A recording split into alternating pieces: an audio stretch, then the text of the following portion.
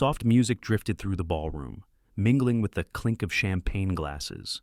Crystal lights shimmered above like frozen stars. Clara stood near the edge of the crowd, her borrowed navy dress a little too tight, her heels already biting into her feet. She wasn't supposed to be there, not tonight. Not in that world of silk laughter and diamond smiles. Have you ever found yourself standing in a room full of people and realizing you don't belong? Her fingers clutched the edge of her fake badge, the ink still smudged from when her friend printed it that afternoon. Across the room, laughter burst familiar, cruel. Dylan, her ex, and beside him, Lydia, all pearls and perfection, whispering something that made him smile. The sound felt sharper than glass. Clara turned away, heart racing, cheeks burning. The scent of perfume and wine pressed too close.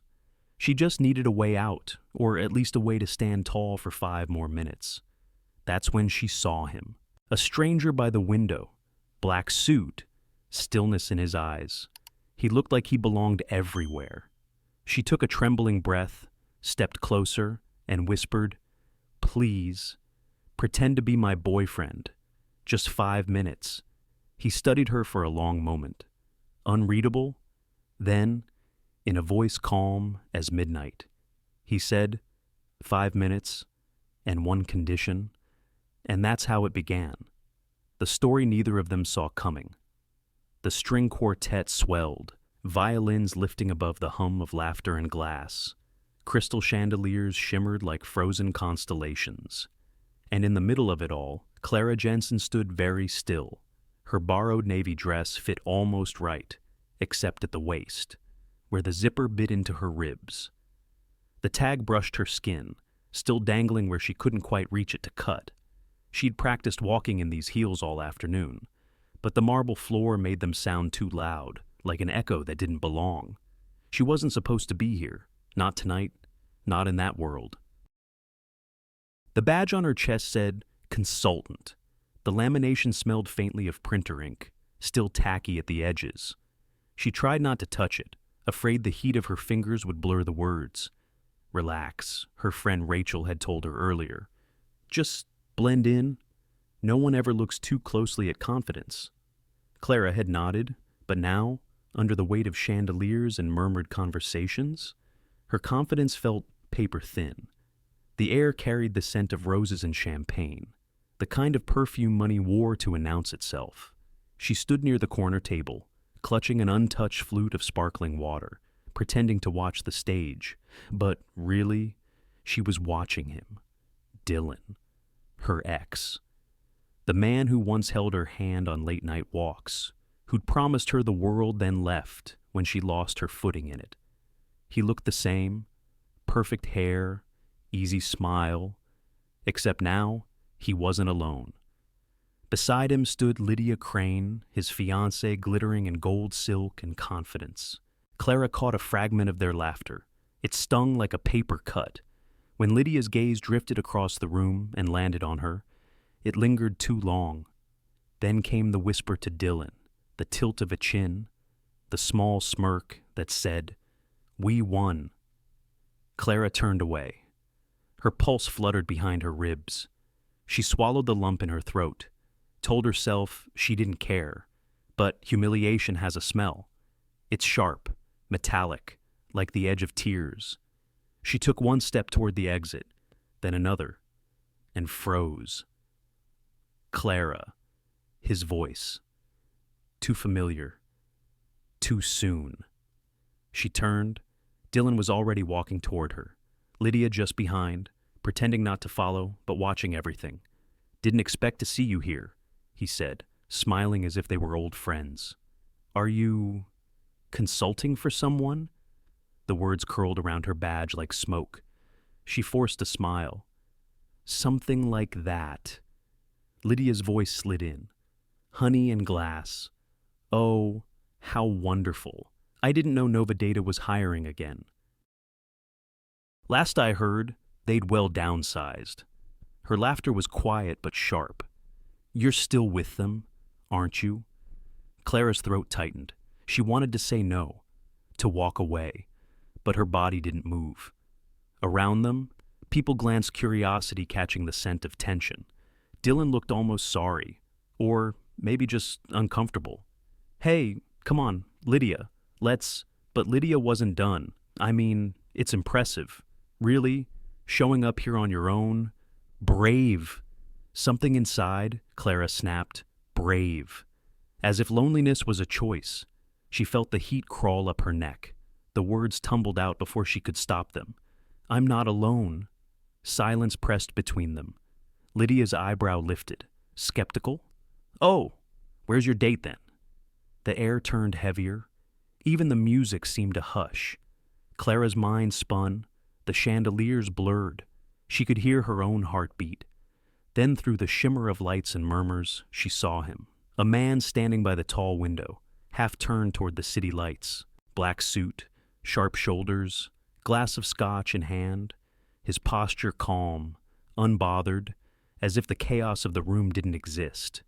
She didn't know him, but something about that stillness drew her like a lifeline. Before she could think, she took a step, then another. The sound of her heels seemed too loud, echoing across the marble. He turned as she approached, slow and deliberate. His eyes gray. Steady met hers. No recognition, no surprise. Just quiet observation. She stopped a breath away. Her voice came out in a whisper. Please. He didn't move. Her fingers twisted around the edge of her glass. Please, pretend to be my boyfriend. Just 5 minutes. The words hung between them. Trembling. A muscle flickered in his jaw. That was all. Then he set his drink down carefully on the nearby ledge. Excuse me? Her throat went dry. There's someone over there. And I need to... She couldn't finish. Her words tangled with shame. He studied her face. Not her dress, not the badge, not the trembling hands, just her eyes. For a long second, the world stilled again. Then, without a word, he straightened, took her glass from her hand, and replaced it with his scotch. The burn startled her. He slid his arm lightly around her waist, his touch steady but impersonal. Smile. He murmured. She did. Or tried to. Together they turned back toward the ballroom. The movement was so natural, so seamless, that it felt rehearsed. A couple rejoining the crowd after a private conversation. Dylan's expression faltered the moment he saw them. Lydia blinked, her perfect smile cracking for half a second. Clara, Dylan managed. You didn't mention you were seeing someone? Ethan's voice, when it came, was low and composed. She doesn't owe you updates. Lydia's eyes narrowed. And you are? Ethan Cole, he said simply. Investor. And very fond of my girlfriend. The word girlfriend hung in the air like the faint hum of electricity. Clara felt every heartbeat. Her face burned. Her mind screamed. But she didn't speak. She couldn't. Ethan lifted her hand to his lips, brushing it lightly, a gesture perfectly timed, practiced even. Shall we? He asked her softly. She nodded. They moved away, leaving Dylan and Lydia standing amid the curious eyes of the room. When they reached the edge of the dance floor, Clara exhaled. Her whole body shook. I'm sorry, she whispered. I didn't know what else to. He looked down at her, calm, unreadable, the kind of calm that came from someone who didn't need to prove anything. She realized she still hadn't let go of his hand. Slowly, she pulled back, embarrassed. Thank you, she said. You didn't have to. 5 minutes? He interrupted quietly. His tone wasn't harsh, just certain. Clara blinked. Right, just 5. He watched her for a moment longer, then tilted his head slightly. 5 minutes, he repeated, and one condition. The music swelled again. Somewhere nearby, laughter returned, but between them, the world held its breath, waiting to see what that condition would be. The hum of fluorescent lights filled the room like a tired heartbeat. A A single bulb flickered above Clara's desk, painting her keyboard in uneven patches of white and gray. The air was heavy thick with the smell of dust, coffee gone cold, and the faint sweetness of old printer ink. Down here, in the basement of Nova Data Systems, time didn't move the way it did upstairs. Her fingers moved quietly across the keys.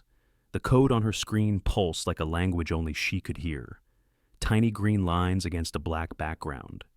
Each one a promise she made to herself to build something that mattered, something that might outlive the echo of her own small name. Behind her, the vending machine hummed to life, then clanked as it swallowed another dollar. Rachel stood beside it, shaking her head as the bag of chips refused to drop. "I swear this thing has a soul," she muttered. "An evil one."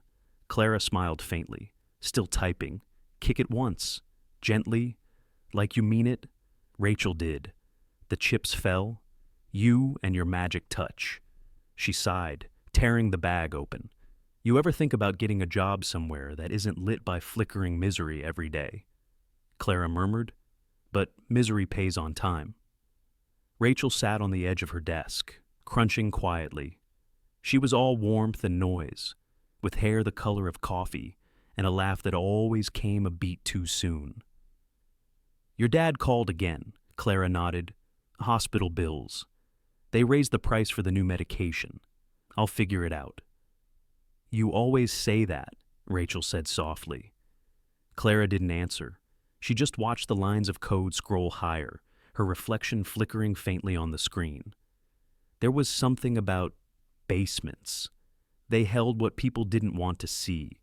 Old furniture, broken machines, forgotten dreams, and Clara, in a way, fit right in. She'd been at Nova Data for 3 years now, a contract worker, invisible, except when something broke. Her ID badge didn't open the glass elevators upstairs. Her name didn't appear in the company newsletter, but she had an idea, one that had taken shape slowly, piece by piece, in these long, quiet nights. A system that could teach itself to predict human behavior in real time, adaptive, ethical, transparent. She called it Luma. The others didn't know. Not really. They thought she was fixing bugs, but every night, after hours, she stayed, adding another line, another function, another dream whispered into the machine. Sometimes, she talked to it, not out loud, but in the way you do when you've built something with your hands and heart. Someday, she would think, someone will notice. A soft cough from Rachel pulled her back. "You need real food," her friend said, handing her a sandwich still wrapped in plastic. Clara looked at it, smiled. "Breakfast of champions." Rachel leaned closer. "You know what, I think you should show this to the board. The whole algorithm. Get credit before someone else does." Clara laughed quietly. "The board? Rachel. They don't even know I exist. Then make them." Her friend's words hung in the air like dust in sunlight, beautiful, but weightless. Hours passed. The office upstairs went dark one floor at a time. The hum of conversation faded, replaced by the rhythm of servers breathing in the distance. By midnight, only the two of them remained. Rachel had fallen asleep on the couch, her half-finished spreadsheet open beside her. Clara sat alone with the glow of the screen, the code shifting like constellations she'd built herself. She felt the quiet press against her ribs, that mix of pride and fear that came from knowing she'd made something good and that no one might ever see it. She thought of her father again, the way he used to call her, "my little inventor." The rasp in his voice when he told her to keep building things that made the world kinder. The hospital smell that clung to him, now sterile, metallic, hopeless. She typed faster, chasing away the ache. Her phone buzzed once, a reminder from the bank. Balance low. She closed the notification and kept typing. Upstairs, life was polished floors and endless meetings. Down here, it was vending machine dinners and recycled air. But somehow, the basement felt more honest. Every creak of the pipes above, Every sigh of the old HVAC system reminded her that even forgotten places had purpose. At 2 in the morning, she finally leaned back. Her eyes ached. She saved her work twice old habit. Then she reached into her drawer and pulled out a photo. Her dad, smiling, holding a fishing rod by the lake. The edges were curled, worn from being unfolded too often. Someday. "Dad," she whispered, "I'll build something real. And maybe then you won't have to worry about me anymore." The overhead light flickered again, buzzing softly, like it was answering her. She smiled at the absurd thought, then packed her things. As she turned off the monitor, her reflection disappeared, just a faint shadow left behind. When she stepped outside, the city was asleep. A light drizzle slicked the pavement, blurring the streetlights into long ribbons of gold. She pulled her coat tighter, breath clouding in the air. It was always the same silence. Neon, the hum of engines somewhere far away. Yet, tonight, there was something different in the quiet. A whisper, maybe. The feeling that her work, buried deep below the building, had already started to breathe on its own. At the corner, her phone buzzed again. A message from Rachel. "Don't give up. Okay. Even forgotten dreams wake up eventually." Clara stopped, the words glowing on the screen. For a long moment, she stood there, the sound of rain tapping softly on her umbrella. Maybe, she thought, that was true. She tucked the phone back into her pocket and walked on, her shoes splashing lightly against the puddles. Each step slow, steady, sure. Above her, the windows of Nova Data gleamed faintly against the night sky like a tower that never slept.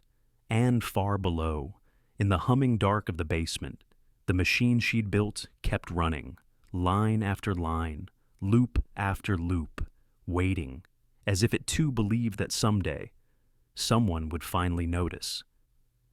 The first thing Clara noticed that morning was the silence, not the usual hum of servers or the buzz of fluorescent lights. This silence was heavy, expectant, the kind that arrives before something breaks. She set her coffee down, half drunk and lukewarm, and opened her inbox. The subject line glared at her like a spotlight.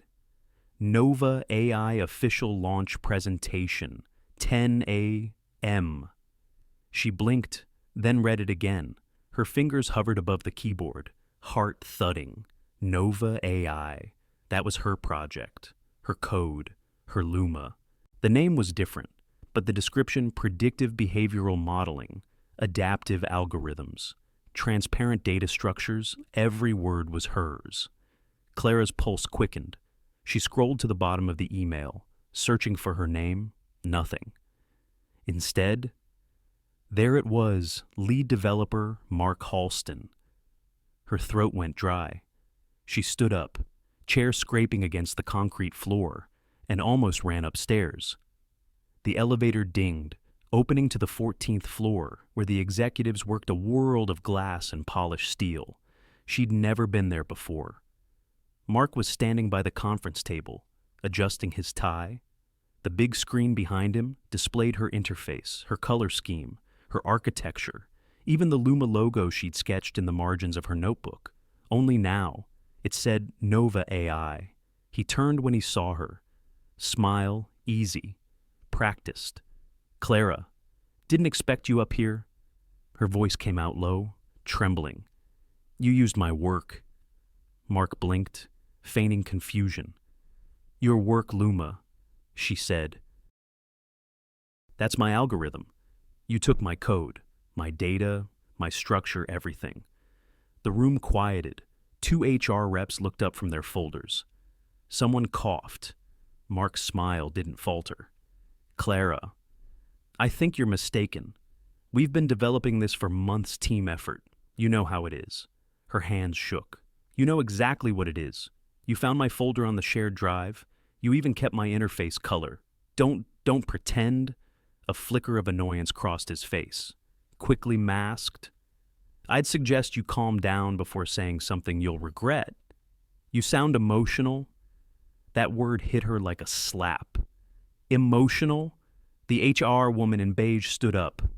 Ms. Jensen, perhaps we can discuss this privately. Clara followed them down the hallway, heart pounding in her ears. Inside the HR office, the air smelled of lemon polish and coffee. She told them everything how she'd built it after hours. The version logs, the timestamps, the saved copies on her drive. When she finished, there was a pause. Then one of them smiled kindly. The way people smile at someone fragile. Clara, you've been under a lot of pressure lately, haven't you? Her breath caught. What does that mean? It's just, we all know how creative people can sometimes blur lines between personal and professional work.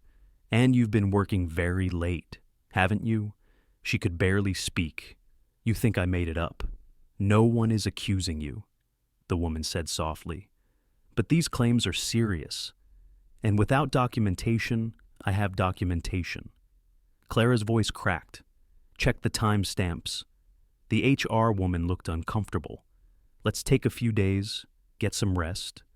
We'll look into it. Get some rest. It was over before it began. She walked out of the office numb. The hallway lights felt too bright. The floor seemed to hum beneath her feet. Downstairs, the vending machine blinked in the dim basement, same as always, but she wasn't the same. Rachel found her there, sitting on the floor with her back against the wall, her badge hanging limp around her neck. Clara, she whispered, kneeling beside her. What happened? Clara looked up. He stole it. Rachel's mouth fell open. What, all of it? She said quietly. My code, my name, my work, and they called me unstable. Rachel swore under her breath, pacing. That arrogant okay? No, we're not letting him get away with this. Clara laughed softly, a sound without joy. There is no we. I'm the girl in the basement. Remember, he's the rising star. Rachel crouched in front of her, fierce. You listen to me. You made that thing. You know it better than anyone. You can prove it. Clara shook her head. Even if I could, no one would care. They'll say I'm jealous, or bitter, or, emotional. Rachel's eyes softened. Then be emotional. Be angry. Be anything but silent. The words lodged somewhere deep, like a splinter that hurt too much to pull out. That night, Clara couldn't sleep. She sat by her tiny window, watching the streetlights blur in the rain. Her laptop hummed beside her, open to her old files. She traced the code with her finger on the screen. Each line still felt alive, pulsing like a heartbeat she'd once believed in. She whispered to herself, half prayer, half promise. You can erase my name, but not what I built. A small thing stirred in her chest. Not rage, something quieter, steadier. Courage. Maybe. The kind that doesn't roar but waits. When morning came, Rachel was already waiting by her desk with 2 coffees. So, she said, voice brisk, eyes gleaming. They're doing the official launch gala next Friday. Everyone who's anyone will be there. You should too. Clara blinked. Rachel, I wasn't even invited. Since when did invitations stop you? I can't just walk in. You can if you have the right badge, Rachel said, grinning. Lucky for you. I happen to know someone in printing. Clara stared at her. You're insane. Maybe, but you said you wanted someone to notice. Rachel slid the coffee toward her. So, go make them. Clara hesitated, fingers wrapped around the warm paper cup. For the first time in days, she smiled small, fragile, real.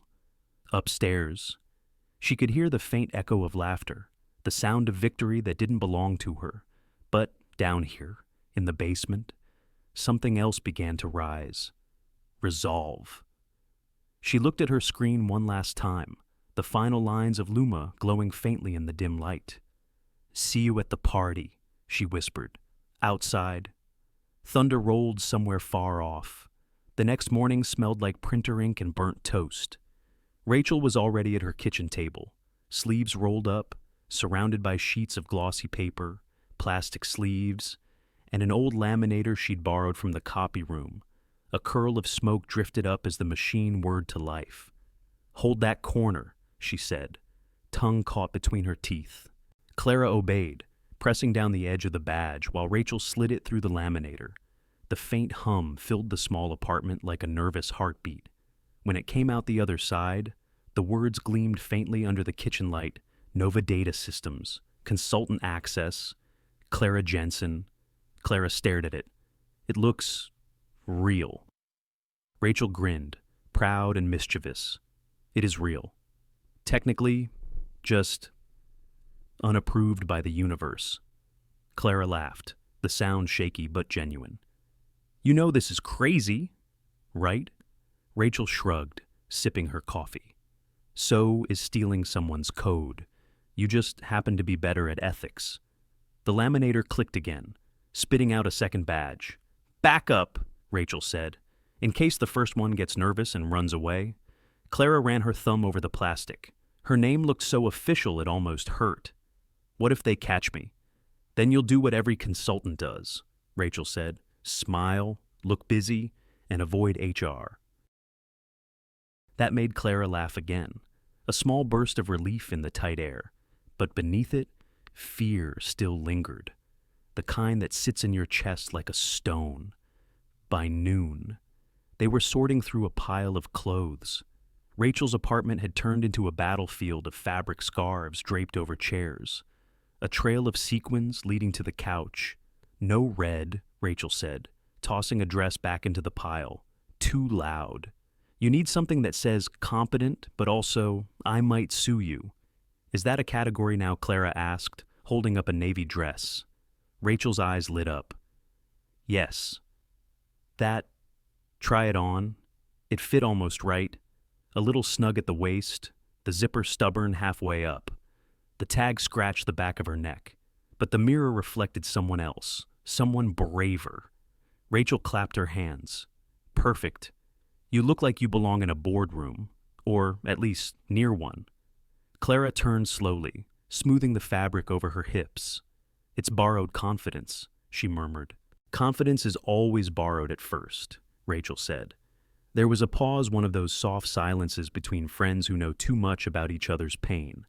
Then Rachel smiled, handing her a tiny safety pin. "Hide the tag. No one needs to know it's a loan." Later that afternoon, Clara stopped by the hospital. The air there was cold, clean, almost too still. Machines beeped softly in steady rhythm. Her father sat by the window, a book open on his lap, though his eyes weren't moving across the page. "Hey, Dad." He looked up, smiled faintly. "There's my girl." "You look tired. Just busy," she said, pulling up a chair. "The project's launching tonight." "Your project." Her throat tightened. "Something like that." He nodded slowly, studying her face. "You sound nervous." She hesitated. "I guess I am." He reached out, covering her hand with his. The skin of his palm was paper thin. Warm. "You used to stand up to storms, Clara." "And remember that summer when your science fair robot broke an hour before judging? You fixed it with a hairpin." She laughed softly. "You still remember that?" "Of course I do," he said, smiling. "You said, it doesn't have to be perfect, Dad. It just has to work once." Clara looked down, blinking away the sting in her eyes. "It's funny. That's exactly how I feel now." He gave her hand a gentle squeeze. "Then go. Let it work once."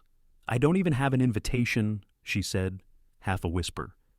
"Maybe that's what makes it real," he murmured. "The things that matter don't wait for permission." For a long moment, neither of them spoke. The afternoon light filtered through the blinds, stripes of gold and gray across the floor. The monitor beeped softly. Clara watched the rise and fall of his chest, slow, steady, precious. Finally, she stood, brushing his hand one last time. "Just one night. Dad," she said quietly. "I want to see it just once." He smiled, his eyes soft with pride and worry. "Then go see it, my little inventor. Evening came, wrapped in a thin veil of rain. The city lights blurred through the car window as Clara clutched her small black purse, badge tucked carefully inside. Her reflection in the glass looked calm, but her pulse betrayed her. Every few blocks. She rehearsed what she'd say if someone questioned her. "I'm here on behalf of the consulting division. I'm here to evaluate partnerships."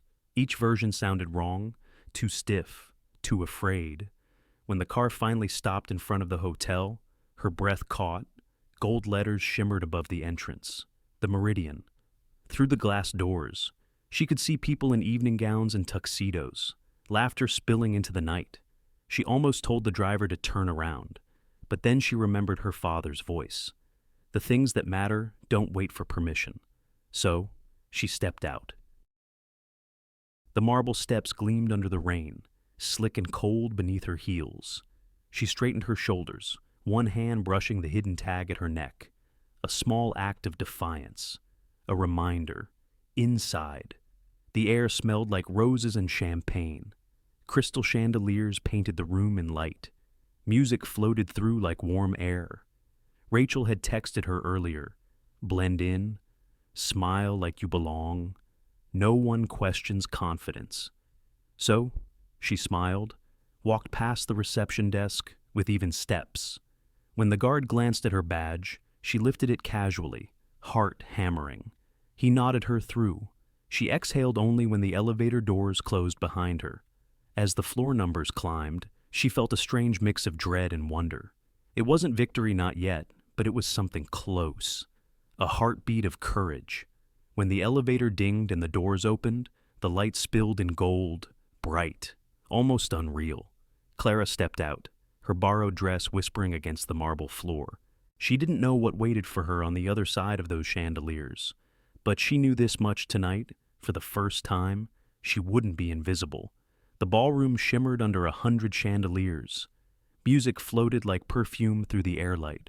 Practiced, expensive. Clara stood near the edge of the crowd, fingers curled tight around her clutch. Her name tag gleamed faintly in the soft light. Consultant. Each breath she took felt measured, like she was borrowing the air from someone else's world. She had imagined this moment so many times, walking into the gala with her head high, seeing her work displayed, her name finally visible. But dreams never accounted for the noise, the eyes, the suffocating scent of confidence that hung in the air. Every polished smile reminded her she didn't belong here. Not really. Still, she kept her shoulders straight. She'd promised herself just one night. A waiter passed with a silver tray. She took a glass of water, pretending to study the grand stage where the Nova Data logo glittered on the screen. Then she saw him. Dylan. Her breath hitched. He stood near the center of the room, laughing with a group of executives, one hand resting on the small of a woman's back. Clara would have known that laugh anywhere, the same one that once filled late-night diners and small apartments scented with cheap takeout and shared hope. The woman beside him turned slightly, revealing a cascade of blonde curls, a gown that shimmered like champagne. Lydia Crane, the fiancée. The sight hit like a slap, dressed in silk. Clara froze. Every sound around her blurred. The laughter, the music, the gentle clink of crystal. It all faded until there was just that one image: Dylan's hand on someone else's back. So familiar, so foreign. She should have turned away, walked out, but her feet wouldn't move. Instead, she watched as Lydia leaned in to whisper something, and Dylan's lips curved, not a smile, but the polite smirk of someone used to being admired.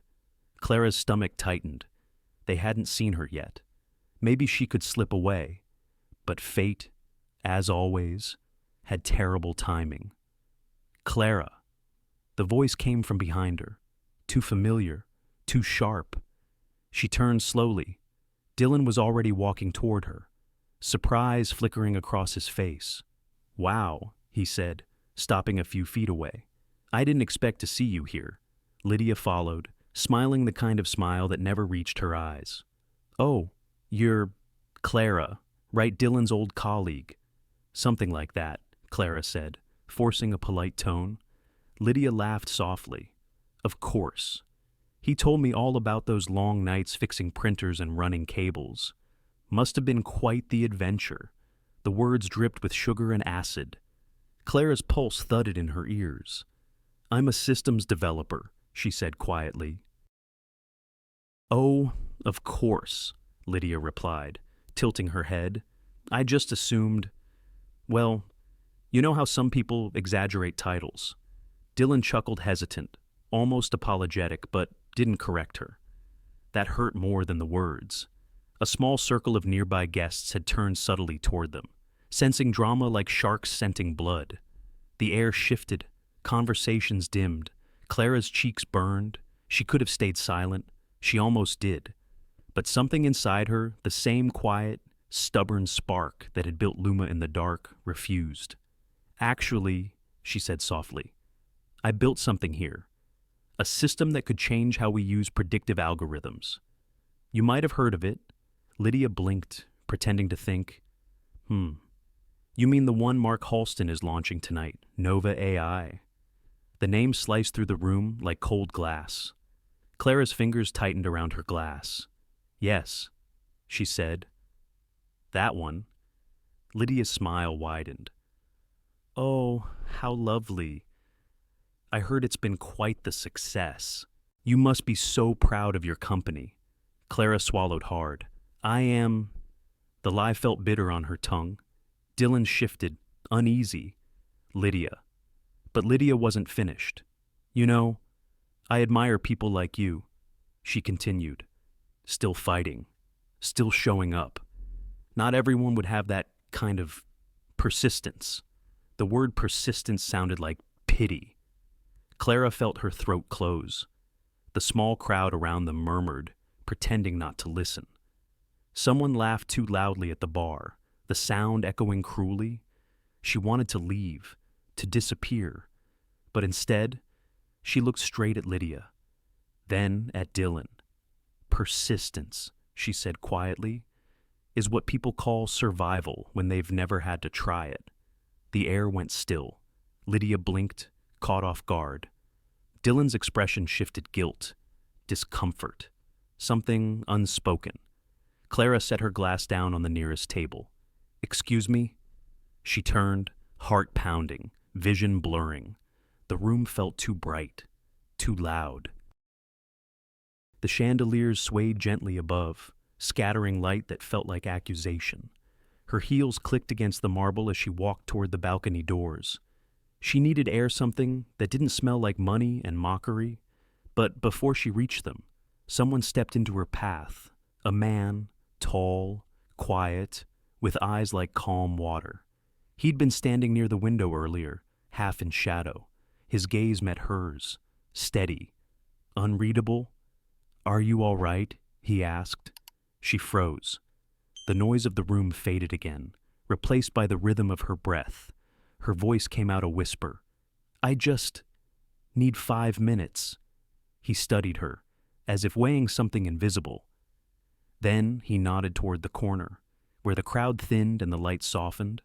5 minutes, he said, voice low, even, but maybe not alone. Clara followed his gaze, realizing too late what he meant. Behind them, Lydia's voice carried sweet, sharp. Oh, Clara, dear, are you leaving already?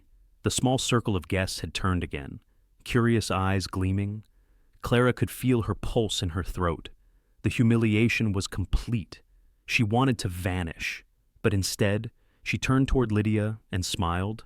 Actually, she said, voice steadier than she felt, I was just going to join my boyfriend. A hush swept through the space. Lydia blinked. Dylan's mouth opened slightly. Clara's hands trembled. Her mind raced. What did I just say? The stranger's expression didn't change, but his eyes held hers for one long, measured heartbeat. Then, without a word, he stepped closer. It was the smallest gesture, a fraction of movement. But in that moment, everything shifted. For a heartbeat, the world went still. The laughter, the music, even the murmurs from the curious crowd all blurred into one quiet hum. Clara stood there, every inch of her trembling. her cheeks flushed with the sting of Lydia's voice still hanging in the air. Around her, polished faces turned to watch, eyes glimmering with curiosity. The ballroom suddenly felt too bright, too cruel. She should have walked away, should have apologized, made up a story, slipped through the crowd and vanished before anyone noticed. But she couldn't. Not after that smile. Not after being looked at like she was small again. So, she said it. My boyfriend. The words escaped before she knew she'd said them. And now, there was no taking them back. The silence that followed was thick enough to touch. Lydia's painted smile froze. Dylan's brows furrowed, confusion flickering behind his practiced charm. And Clara, her heart beating too fast to breathe, realized she had just stepped off a cliff she couldn't see the bottom of. Her mind raced. She needed someone, anyone, someone to make this lie look real. And then she saw him. Near the far window, half turned toward the night sky, stood a man who seemed entirely untouched by the chaos around him. He wasn't talking. He wasn't smiling. He just stood there, one hand tucked in his pocket, the other holding a glass of scotch that caught the chandelier's light like amber fire. Tall, broad-shouldered. His black suit fit with quiet precision, tailored but not showy. There was something steady about him, something that made him look like he belonged anywhere. But more than that, it was the stillness. In a room full of people trying to be seen, he was completely content not to be. Clara's gaze locked on him. Her pulse thudded once, hard. She didn't know his name, didn't know who he was or why he was here, but he looked safe. Not in the gentle way of kindness, but in the way of control. A man who wouldn't flinch when the world demanded something impossible. Her fingers tightened around her glass. The marble floor beneath her seemed to hum with each beat of her heart. She took one step toward him, then another. The sound of her heels echoed across the ballroom, sharp, rhythmic, too loud. It felt like everyone was watching. Maybe they were. She could feel Lydia's stare burning against her back, could hear a faint whisper ripple through the crowd. Still, she didn't stop. The chandeliers shimmered overhead, scattering the light across her borrowed navy dress. The air smelled of champagne and roses, but she could barely breathe. Halfway there, she hesitated. What if he turned her away?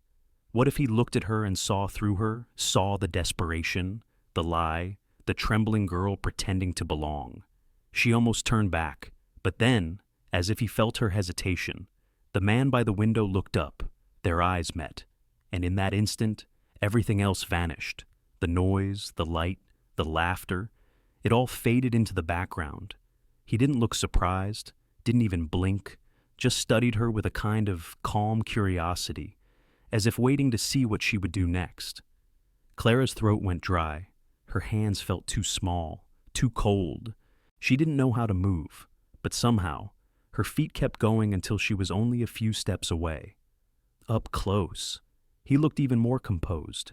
His jaw was clean-shaven, his expression unreadable. The faintest hint of amusement tugged at the corner of his mouth. Not mockery, just quiet observation. "Excuse me?" she breathed, the words trembling out of her. He didn't speak, just tilted his head slightly, waiting. Her heart pounded.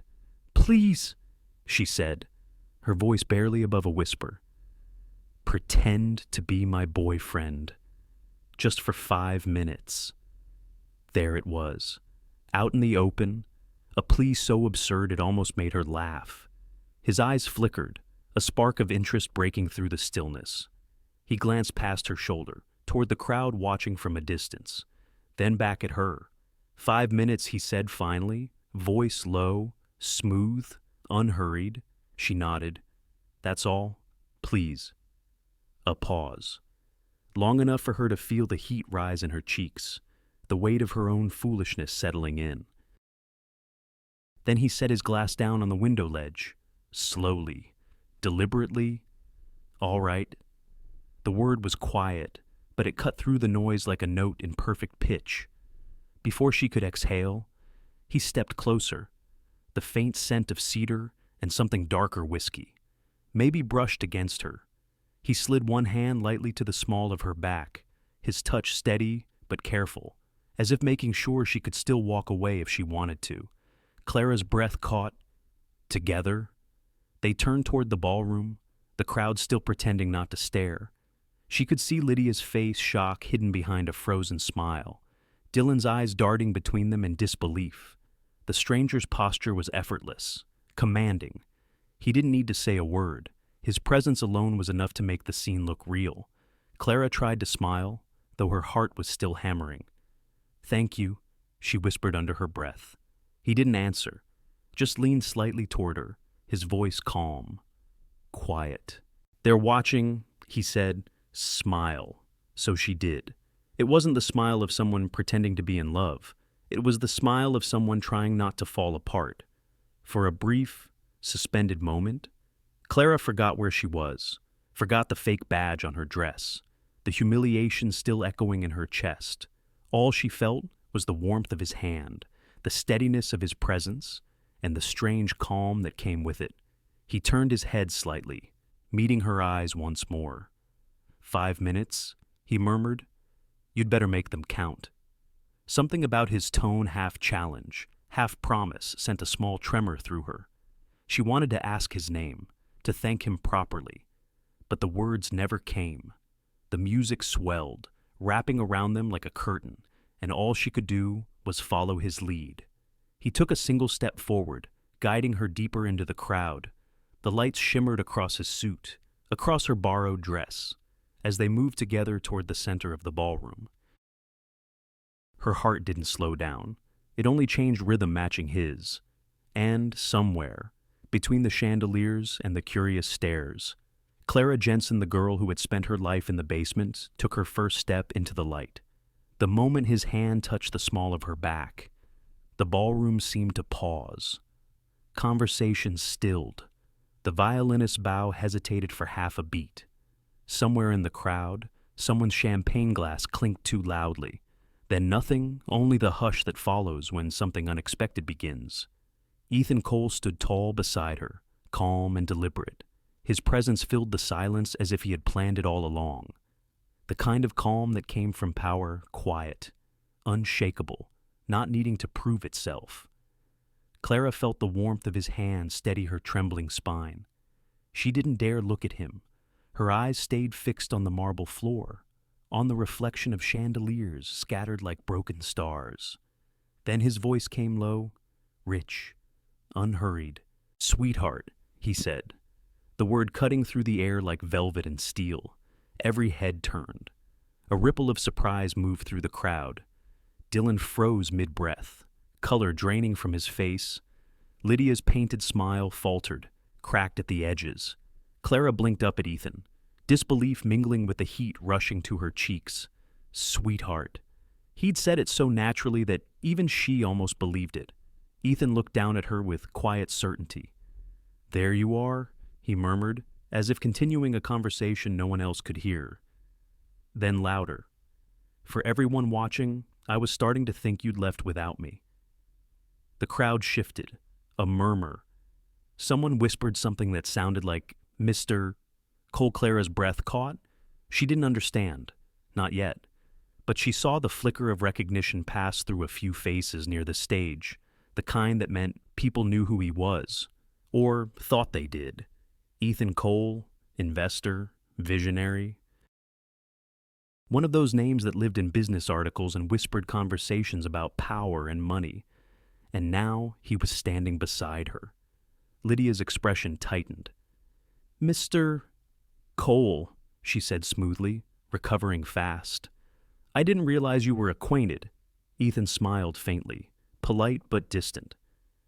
"We prefer to keep some things private." The room held its breath again. Clara's pulse was a drumbeat in her ears. She could feel every eye on her. Her throat was dry, her palms damp. This was madness, beautiful, terrifying madness, and he was carrying it like a waltz. Ethan reached for her hand, curling his fingers gently around hers. His touch was firm, anchoring. He turned slightly toward Dylan, who still looked like he'd swallowed the wrong word. "I don't believe we've met," Ethan said easily. "You are Dylan Price," came the stiff reply. "Clara and we used to work together." Ethan's gaze flicked between them, calm, assessing. "I see." The silence that followed was heavy, stretching like glass about to break. Then Ethan leaned in closer, lowering his voice just enough for only Clara to hear. "You're trembling?" he said.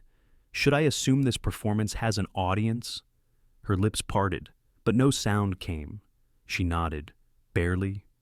"Good," he murmured. "Then we should give them something worth watching." He turned back to the crowd with a smile so subtle it barely touched his lips. And somehow, that was enough. The tension in the room shifted what had begun as gossip now hummed with fascination. Lydia tried again, words too bright, too sharp. How lovely to see young love these days. So spontaneous. Ethan tilted his head, amusement flickering in his eyes. "Not so young," he said softly. "We've both learned a thing or two about patience." Lydia's cheeks flushed. Dylan looked away. Someone near the buffet laughed quietly, and the spell began to break. Ethan lifted his glass, the motion fluid, deliberate. "To new beginnings," he said simply. The crowd, sensing the performance was over, began to move again, talking, smiling, pretending they hadn't been watching. Clara exhaled, her knees almost weak. Ethan leaned closer, voice low. "Now," he whispered. "Tell me what's going on." She froze. "What you walk across a room full of executives," he said evenly. "Ask a stranger to be your boyfriend, and nearly faint when he agrees. I'd call that unusual. So, what's the story, sweetheart?" Her mouth went dry. She tried to form words, but everything tangled: the humiliation, the anger, the months of silence and stolen work. Her eyes darted to Dylan and Lydia still watching from a distance, laughter forced and brittle. She began, then stopped. "It's complicated." He waited, eyes steady. She took a breath. "Someone stole something from me," she said softly. "Something I built, and now they're celebrating it. Him, her, all of them." Ethan didn't speak, but his expression changed just slightly. A flicker of understanding beneath the calm. She went on, the words tumbling out in fragments. "I wasn't invited. I just needed to see it, to prove to myself it was real. And then they saw me, my ex, his fiancée. Her voice faltered. They made sure everyone saw how small I was. For a moment, he said nothing. The music swelled again, soft violins threading through the hum of conversation. Then, finally, Ethan spoke. "You handled it," he said quietly. Clara blinked. "What? You didn't run," he said. "You improvised? Poorly, but bravely." She laughed once, hollow. "Is that supposed to be a compliment? Consider it an observation." He looked down at her, his tone softening. "Next time, though, maybe start with a warning before you drag a stranger into battle." She managed a weak smile. "I didn't have time to think. I noticed, for a beat." Silence stretched between them, thick but not uncomfortable. Then Ethan's voice dropped even lower. "If they tried to humiliate you," he said, "then let's make this humiliation worth something." Clara looked up. "What do you mean?" He finished his drink, eyes still on hers. 5 minutes. Right. Then we might as well make them remember every second before she could ask. He took her hand again, guiding her toward the dance floor. Her breath caught. "I don't dance. Neither do I," he said. "But they don't need to know that." The band shifted, strings blending into a slow, lilting rhythm. Under the golden light. Ethan placed his hand gently at her waist. His other hand held hers, steady and sure. Around them. Heads turned once more. Lydia's lips parted, shock breaking through her poise. Dylan's jaw tightened. Ethan leaned close, voice a whisper meant for her alone. "Now," he said, "you're not invisible anymore." And as they began to move awkward at first, then finding a rhythm of their own, the room seemed to fade around them. The lie had started as desperation, but somehow, in that moment, it began to feel like something else entirely. When the music finally ended, the applause came too loud, too hollow.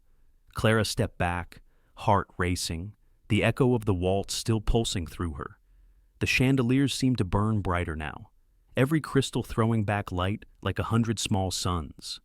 Her cheeks were flushed, her hands still tingled where his had been. Around them, the crowd began to move again, pretending to resume conversations, but she could feel their eyes. The whispers followed, soft, curious, dangerous. Ethan leaned in just enough for her to hear. "Let's get some air." He didn't wait for her answer. His hand brushed hers, guiding her gently toward the open balcony doors. The curtains swayed as they passed, brushing her shoulder like a sigh. Outside, the night met them with cool breath. The air smelled of rain and sea salt. Below, the city glittered streetlights strung along the harbor like falling constellations. Clara exhaled for the first time in what felt like hours. For a while, neither spoke. The sounds from inside faded into a distant hum, like another world. Ethan rested his hands on the railing, gaze fixed on the skyline. He looked like a man who carried silence easily. Clara's voice broke it first. "Thank you?" He glanced sideways, one eyebrow raised. "For what? Playing pretend? For saving me from drowning in front of everyone. You threw yourself into the water," he said mildly. "I just handed you a life jacket." That made her laugh quiet, shaky. "Fair point." Ethan's expression softened, but only slightly.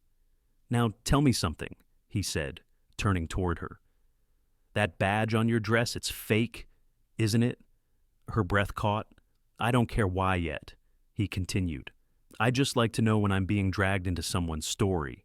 Clara looked down, the marble floor cold beneath her shoes. She could lie. She should. But there was something about his voice steady, unthreatening, that made truth feel safer than silence. "It is," she said.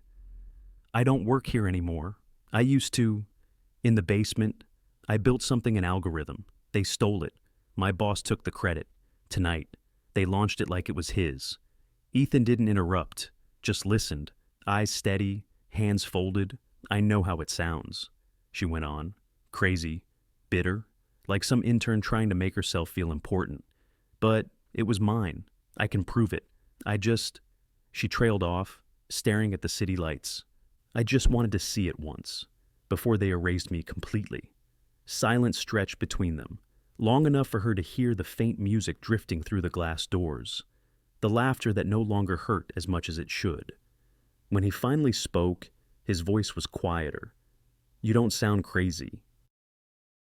Clara let out a breath she hadn't realized she was holding. "That's new."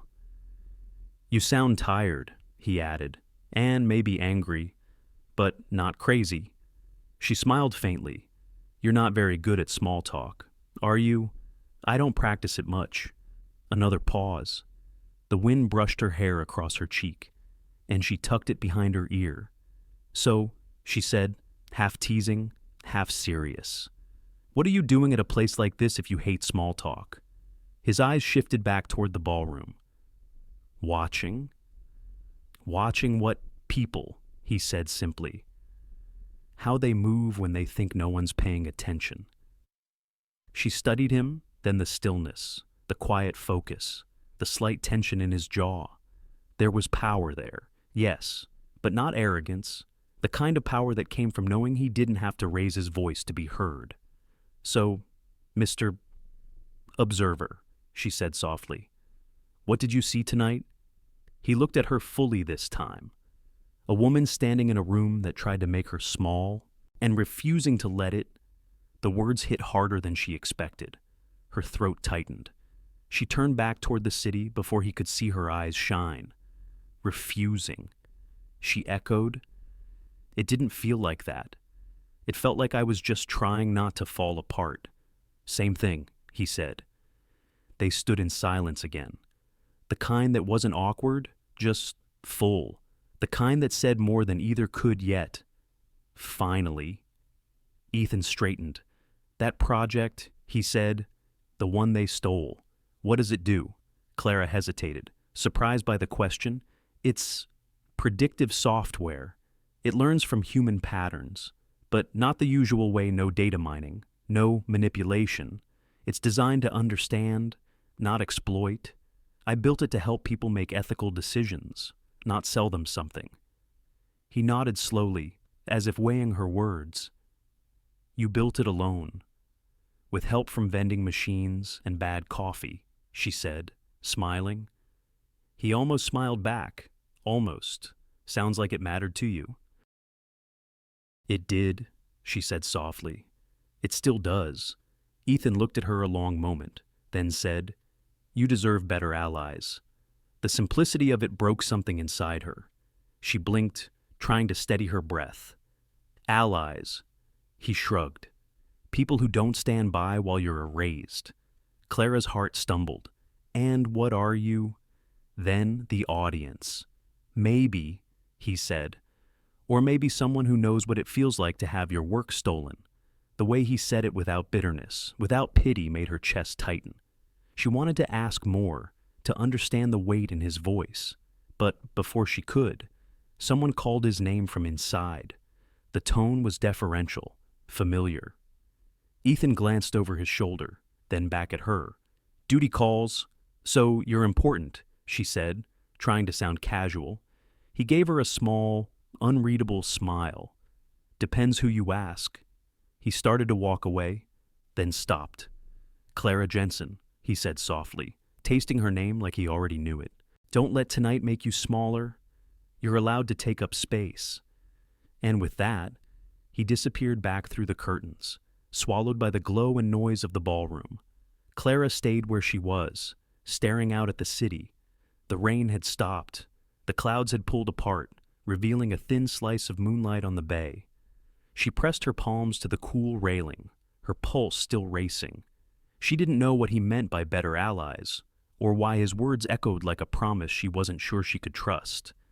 But for the first time in a long time, she didn't feel invisible. The city below shimmered, alive, waiting. And somewhere inside, so was she. Morning came gray and cold, the kind that made even the city seem quieter. Clara sat by her small apartment window, watching the rain slide down the glass in thin, uncertain lines. Her dress from the gala still hung over a chair, wrinkled, one of the borrowed heels tipped on its side. The badge, fake and bent at the corner, lay on the table beside a cold mug of tea. She'd barely slept. Every time she closed her eyes, she saw his face. Ethan Cole. The way he'd said her name. The way his words lingered like a hand she couldn't quite let go of. You deserve better allies. She didn't know what he'd meant. She didn't know if she'd ever see him again. But she couldn't shake the feeling that something had shifted. Like a door somewhere, one she didn't even know existed, had quietly opened. Still, beneath that strange flicker of hope was doubt.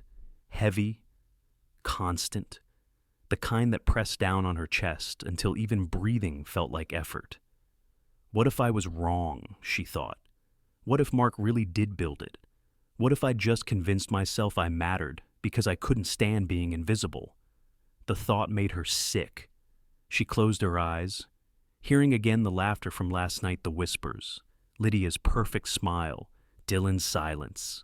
She should have stayed in the basement, where no one could see her fall, but somewhere across town, in an office that touched the sky, Ethan Cole was already thinking about her. He stood before the wide glass wall of his private floor. The city sprawled below like circuitry. His assistant, Nora, hovered nearby, tablet in hand. Order an audit, he said simply. Of what Sir Nova Data's new software, Nova AI. I want every line of code traced, every timestamp checked. Nora hesitated. That'll ruffle feathers. They're one of our partners. Ethan turned slightly, the reflection of the city catching in his eyes. Then they won't mind if everything's clean. He didn't explain further. He rarely did. People had learned not to ask. Within hours, his tech division was buried in code, millions of lines streaming across their screens, a world of numbers and logic that only a few could read fluently. Ethan wasn't a man who micromanaged, but today he stayed silent, watchful, waiting. By mid-afternoon, one of the senior analysts, an older woman named Carol, spoke first. "Sir," she said carefully, "you might want to see this." On her monitor, a few short lines were highlighted in blue, tiny fragments of comment tags buried deep in the source. Ethan leaned in. They were initials. CJ. Carol tapped the screen. "These tags don't match Mark Halston's usual syntax. I've seen his work messy but fast. This," she paused, "this is meticulous. And here, look.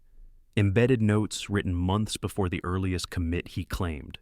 Whoever wrote this built the foundation long before Nova Data's official project start." Ethan said nothing.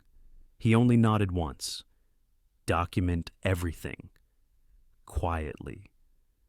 Then he walked away, phone already in hand, back in her apartment. Clara sat staring at her laptop, half open, the glow of the screen painting her face in soft blue. She'd been trying to code all morning, but her mind refused to focus. Every line blurred, every thought looped back to the same place. What now? Rachel had texted 3 times already. "You okay?" Did he say who he was? "You're not fired." Right? Clara hadn't answered. She didn't know what to say. She pushed her laptop aside, burying her face in her hands. Her chest ached with the familiar blend of exhaustion and shame. She hated this part the morning after bravery, when the adrenaline drained and all that was left was fear. The hum of the refrigerator was the only sound in the room. Outside, a car splashed through puddles. Somewhere in the building, someone was cooking garlic and onions. The smell drifted faintly through the vents. Small, ordinary details that should have grounded her, but instead made her feel even smaller. Her father's photograph sat on the shelf above the kitchen counter, his face smiling, worn and kind. The corners of the frame were chipped. She stared at it until her eyes blurred. "You always said I'd do something that mattered, Dad," she thought. "But maybe I'm just meant to fix things that already belong to someone else." She remembered the last time she'd seen him awake, his voice soft, his hand cold in hers. "Dignity isn't loud, Clara," he'd said. "It's steady. It's what's left when the noise fades." The memory cracked something open inside her. She pressed her palm to her chest, breathing slow, steady. She wiped her eyes, stood, and walked to her small desk. The laptop was still open, cursor blinking patiently. She pulled up an old backup of her original project, the prototype version she'd saved long before Nova Data had noticed her work. The interface was clunky, the code half-finished, but it was hers. Scrolling through it, she saw her old annotations, little notes left to herself. "Remember to optimize this loop. Dad would have liked this. Don't give up yet." Her throat tightened. She'd forgotten how much of herself she'd hidden between those lines. She didn't know that at that very moment. Ethan Cole was sitting in a dark conference room across town, a screen flickering before him with the same code her code mirrored from Nova Data's servers. He studied the structure, the precision, the quiet fingerprints of a mind that thought differently. Not ambitious for glory, but exacting for truth. It was clean work, ethical, rare. When his chief legal officer entered, Ethan didn't look up. "Get me everything you can on a developer named Clara Jensen," he said, "and make sure no one at Nova Data knows we're asking." The man hesitated. "Is this business related?" Ethan finally looked up. "It's about integrity," he said simply. Later that night, Clara sat in the dark, the laptop's faint light still tracing the edges of her face. She'd stopped coding hours ago, but she couldn't bring herself to close it. It was like the screen held some fragile proof that she hadn't imagined everything. Her phone buzzed once, an unknown number. She ignored it at first, assuming it was spam. Then it buzzed again. This time, a text appeared. You once said you just wanted someone to notice. Consider this notice. E.C. Clara's breath caught. She read it twice, 3 times, her fingers trembling. Outside, the rain had stopped. The city was still. Somewhere deep inside her, a quiet pulse of hope began to stir. Maybe, she thought, steady doesn't have to mean standing still. The sound of her phone woke her before the light did. Not one ring, but many text tones, notifications, the hum of chaos that didn't belong in her quiet apartment.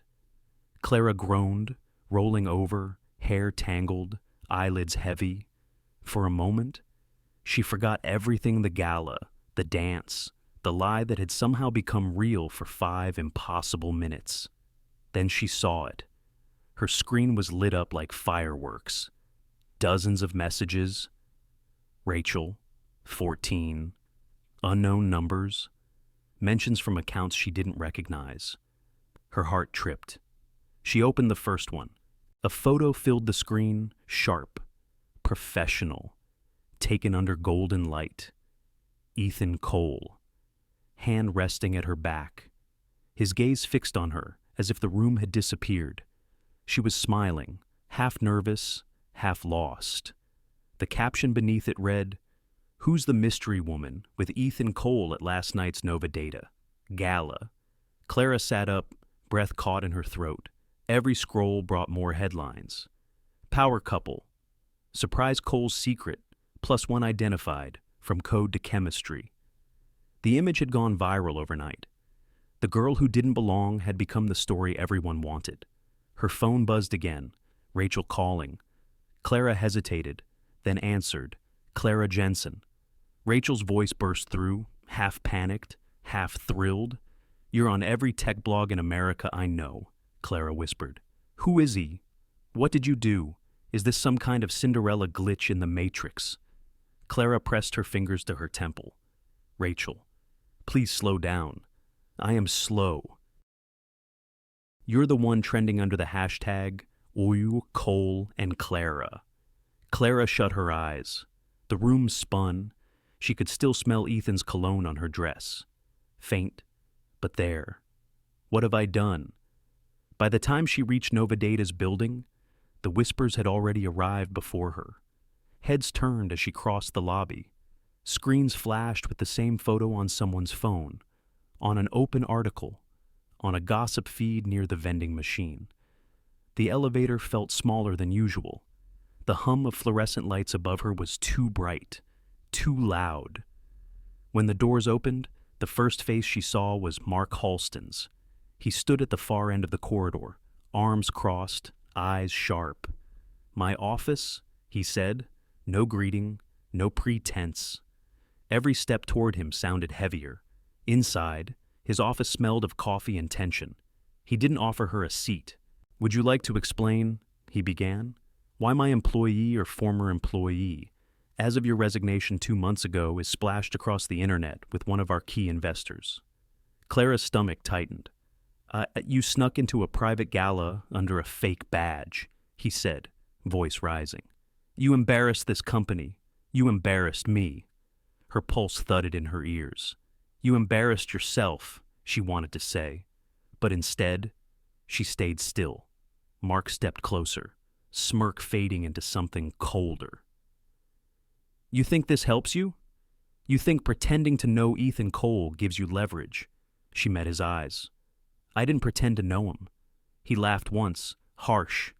"Then what? He just decided to sweep you off your feet because he likes charity work." Her hands trembled, but she didn't back down. "He saw something you didn't." That wiped the smirk from his face. "Excuse me?" Clara's voice steadied. "You saw a girl in a basement. He saw a developer who mattered." For a second, Neither spoke. The air thickened. The hum of the air conditioner filled the silence between them.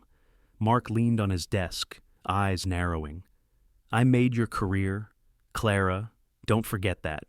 You stole my work, she said softly. You made sure no one would ever know. His jaw tightened. You're lucky HR didn't blacklist you after that little meltdown. Do you remember that, crying about ethics and fairness like a child? She did, too well. The sting of that meeting, the way her voice had cracked while the room stared through her. But something in her was different now. She exhaled slowly. You should be careful. Mark, careful. His tone was mockery. Of what she let the silence stretch just long enough. Then she said, of assuming Mr. Cole doesn't know exactly who I am. Mark blinked. What did you say? Clara took a step forward. Her heart pounded so hard she could hear it. You asked if I was pretending? I wasn't. Mr. Cole invited me personally. The words left her mouth before her fear could stop them. Mark froze, expression flickering between disbelief and sudden, creeping doubt. What? She held his gaze. If you have questions, she said calmly, ask him. Silence. The kind that swallows everything. Mark straightened, but the confidence in his stance faltered. We'll see about that, he muttered. I'm sure you will, Clara said. She turned and walked out before he could say another word. Her legs felt like water. The hallway blurred. Every step was a battle between fear and something sharper relief. By the time she reached the elevator, her hands were shaking so hard she could barely press the button. She leaned back against the cold wall, breath shallow. What did I just do? The doors closed, sealing her inside. For a moment, the world went quiet. She stared at her reflection in the mirrored panel. Pale skin, tired eyes, but not the same woman who'd sat in that basement all those months ago. For the first time, she'd said something she couldn't take back, something that might destroy her or finally set her free. The elevator dinged softly, and the doors slid open. Somewhere above her, in a glass tower that touched the clouds, Ethan Cole glanced at his phone.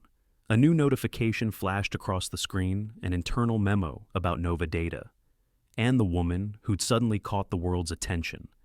He smiled slightly. Good, he murmured.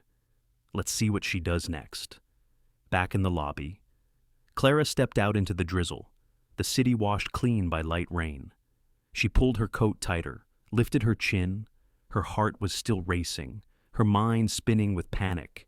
But under it all was something new, quiet, steady, like the echo of her father's voice. Dignity isn't loud. Clara, it's steady. She took a breath, then another, terrified. Yes, but free. The car came just after dawn. A sleek black sedan, windows tinted, engine humming low against the quiet of her street. Clara noticed it from her kitchen window, still barefoot. A half-eaten slice of toast cooling on the plate beside her. A man in a dark suit stepped out, checked his watch, then looked up at her building. Her phone buzzed a second later. A text from an unknown number. Mr. Cole requests your presence. A car is waiting. For a moment, she just stood there. The world felt suspended, the smell of coffee in the air. The faint sound of gulls by the bay, her heart beating too fast. Then she grabbed her coat. The ride was silent. The city moved past the window like a reflection-gray sky over glass towers. People rushing below, unaware that one of their own was being driven towards something she couldn't yet name. When the car stopped, she looked up. The building was almost unreal. 50 stories of steel and glass, rising clean and sharp into the Seattle morning. The name Cole Industries gleamed across the entrance, silver against stone. Inside, the lobby was cathedral-like marble floors, sunlight caught in wide panes of glass, the faint scent of cedar and new beginnings. Every sound, every footstep, every word seemed softened by design. The elevator ride was smooth, too quiet. As it climbed, Clara watched her reflection in the mirrored doors. Pale skin, nervous eyes, her fingers fidgeted with the strap of her bag. When the doors opened, a young assistant greeted her with a smile that felt rehearsed. "Ms. Jensen, Mr. Cole is expecting you." Clara followed her through a hallway of glass and quiet. Offices without clutter, walls lined with soft light and stillness. At the end, a door stood open. Ethan was there. He was standing by the window, hands in his pockets. The city spread out beneath him like something he owned but didn't entirely trust. Morning light caught the edge of his suit, the gray fabric sharp against the white of the sky. He turned as she entered. Clara. Her name, again, spoken the same way, measured, almost gentle. "I wasn't sure you'd come," he said. "I wasn't sure I should," she replied. That made him smile, just a little. "You should." He motioned toward a seat across from his desk. She sat, trying not to notice the details, the smooth walnut surface, the minimalist art, the silence that pressed in like a third presence. Ethan didn't sit right away. He watched her for a moment, studying her face, then picked up a tablet from the desk. "I asked my team to audit Novadata's code," he said simply. Her pulse stuttered. "You what?" He placed the tablet down, screen facing her. Rows of code glowed faintly, familiar in their precision, her signature patterns, the loops and tags she'd created, the quiet habits no one else had noticed. "We verified it," he said. "It's yours." Clara's breath caught. She stared at the screen, then at him, as if the words couldn't quite find a place inside her yet. "It's mine," she whispered. He nodded once. It always was. The sound that left her was half laugh, half sob. Relief hit her like a wave she hadn't prepared for. She pressed a hand to her mouth, eyes burning. I tried to tell them," she said. "They said I was unstable, that I was imagining things." "I know," Ethan said quietly. "They wanted you to believe that." She looked up at him, her tears blurring the light behind him. "Why would you do this? You don't even know me." He leaned against the desk, folding his arms. "Because truth still matters. And because talent like yours doesn't belong in a basement." Clara wiped her cheeks with the back of her hand, trying to pull herself together.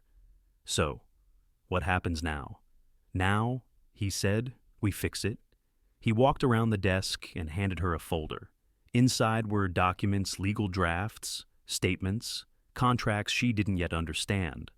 "Novadata's board will restructure under new management," he said. "You'll be offered a position, Chief Technology Officer." She blinked, certain she'd misheard. "CTO. You built their foundation," he said. "You deserve to lead it." Her breath left her in a shaky exhale. "This can't be real." "It is," he said. "You earned it." But his calm certainty only deepened her confusion. "Why me?" she asked. "You could hire anyone. Someone with experience. Someone who hasn't ruined everything trying to prove herself." Ethan's expression didn't change, but his voice softened. "You think I'm doing this out of charity?" Her eyes darted to the window. "A little?" He shook his head slowly. "I don't hand out pity. Clara, I invest in potential. You built something remarkable quietly, cleanly, without greed. The industry needs that." She swallowed hard, the words catching somewhere between awe and fear. "But I don't know if I can do it. I don't even know if I belong in a place like this." He smiled faintly. "Neither did I. Once." The room fell quiet again. Outside, the sky had shifted from gray to pale blue. The clouds moved slowly over the skyline, like a promise still half hidden. Clara stared at the documents in her hands. The letters blurred as fresh tears welled in her eyes. For so long, she had imagined this moment being seen, being believed, but now that it was here, it terrified her. "What if people think I got this because of you?" She whispered. "Let them think what they want," he said. "Truth doesn't need their permission." She looked up at him. "You make it sound simple." "It isn't," Ethan replied, "but it's right." He walked toward the window again, hands slipping back into his pockets. His reflection looked almost weightless against the glass. The world will always underestimate people like you. That's your advantage. For a long time, she didn't answer. She just sat there, watching him, feeling the distance between fear and faith narrow with each breath. Then she stood. "I'll think about it," she said softly. He nodded. "That's all I ask." Clara turned toward the elevator, the folder clutched to her chest. As the doors closed behind her, she caught one last glimpse of him still standing there, a solitary figure against the light, watching her go. The ride down felt endless. Her heart was still racing, her hands trembling, but there was something else now, something steadier beneath the fear. Outside, the wind had picked up. She stepped onto the sidewalk, the tower rising behind her like a mirror of everything she could become. For the first time in her life, the world didn't feel unreachable. It just felt waiting. The restaurant was tucked away on a quiet street, lined with flickering lamplight and the faint hum of the bay.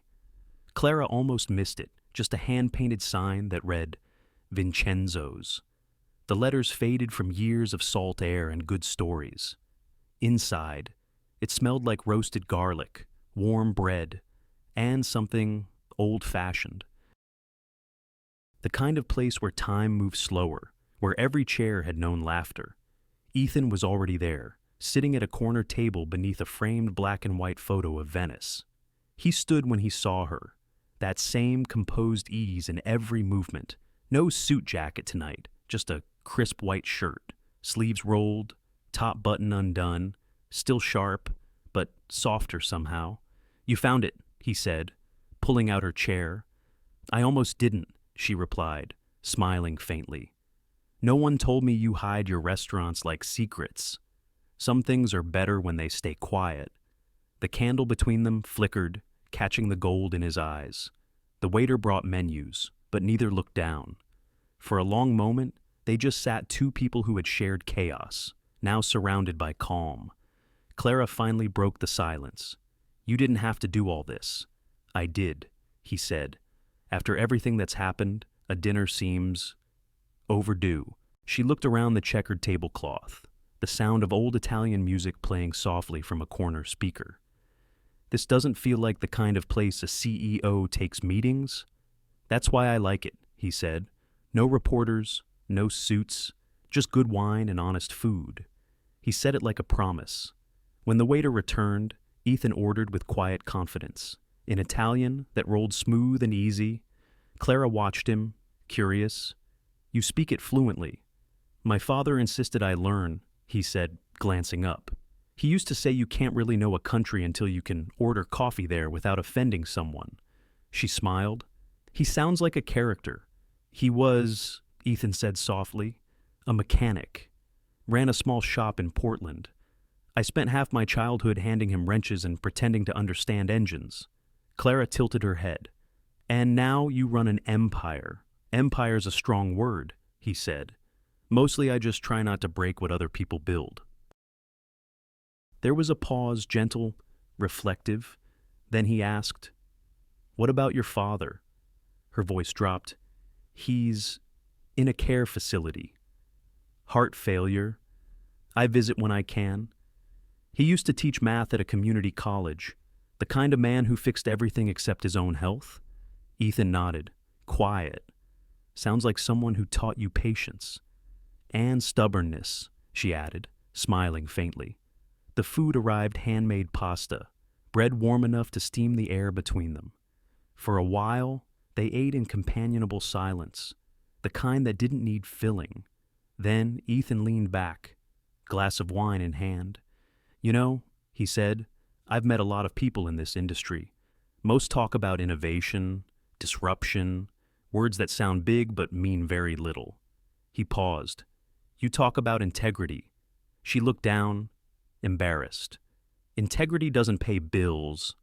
"No," he said softly, "but it outlasts them." Her fork paused midway to her plate. "Why do you care so much about what I built? It's just code, numbers and logic." He studied her for a moment. You wrote something that helps machines understand empathy. That's not just logic. Clara felt her pulse quicken. You read the whole framework twice.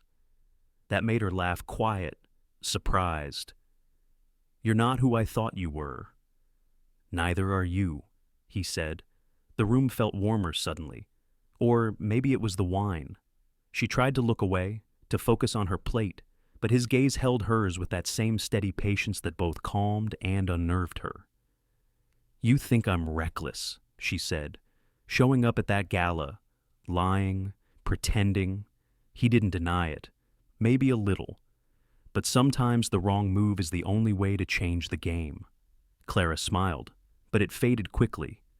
You make it sound noble. It wasn't. It was desperation. He leaned in slightly. And what's wrong with that? Her eyes lifted to his. Desperation makes people weak. No, he said quietly. It makes them honest. For a long time, neither spoke. The waiter came by, refilled glasses, and disappeared again. The candle burned lower. Finally, Clara said, you're offering me a job that changes everything, a title I never dreamed of, and I can't tell if you're doing it because you believe in me or because you feel sorry for me. Ethan didn't look away. I don't do pity. Clara, it's inefficient. That made her laugh again. Soft and real this time. He smiled too. But I do believe in justice. And sometimes justice needs a little help. Help, she repeated, tasting the word. That's what scares me. Depending on someone else. Owing someone. You don't owe me anything. Don't I? He shook his head. You already did the hardest thing. You told the truth. The rest is just rebuilding what they tried to break. The candlelight flickered across her face. For a moment, the fear in her eyes softened into something lighter. You make it sound simple, she said. It's not, he replied, but it's worth it. He looked down at his glass, swirling the wine gently before setting it aside. My father used to say, you can't live your whole life proving you're good.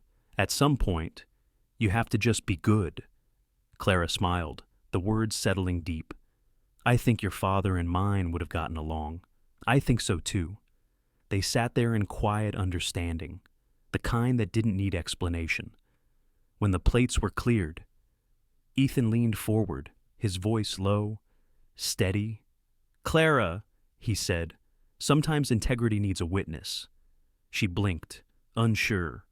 A witness? He nodded, someone to stand beside it, to remind the world it exists. Her heart skipped. He held her gaze. I'd like to be yours.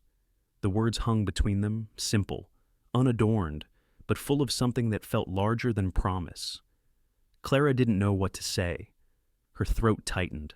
Outside, rain began to fall again, tapping gently against the window. She looked at him, this man who had entered her life through a lie and turned it into truth, and for the first time, she didn't feel small. She just felt seen.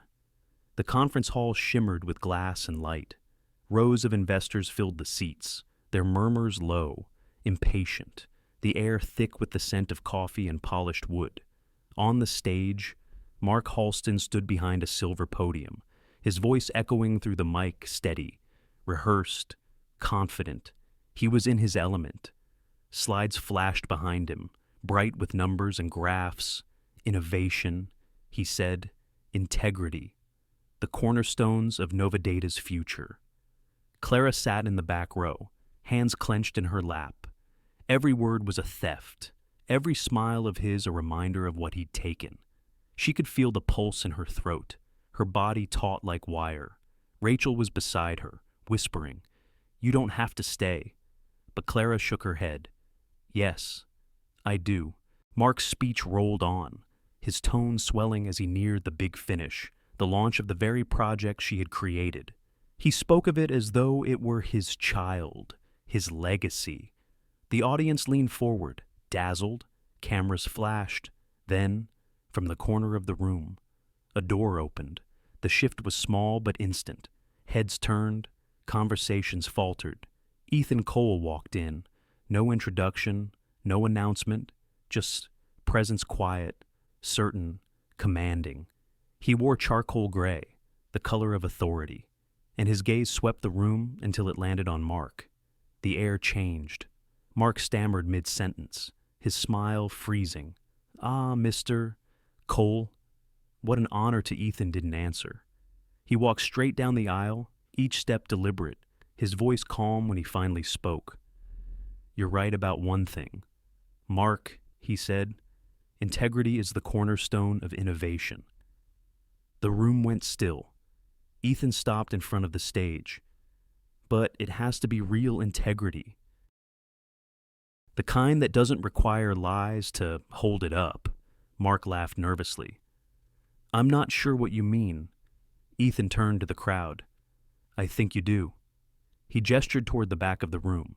A technician at the side tapped a control panel. The screen behind Mark flickered once, then changed. Lines of code filled the wall, scrolling in bright green. The room darkened as the words came into focus.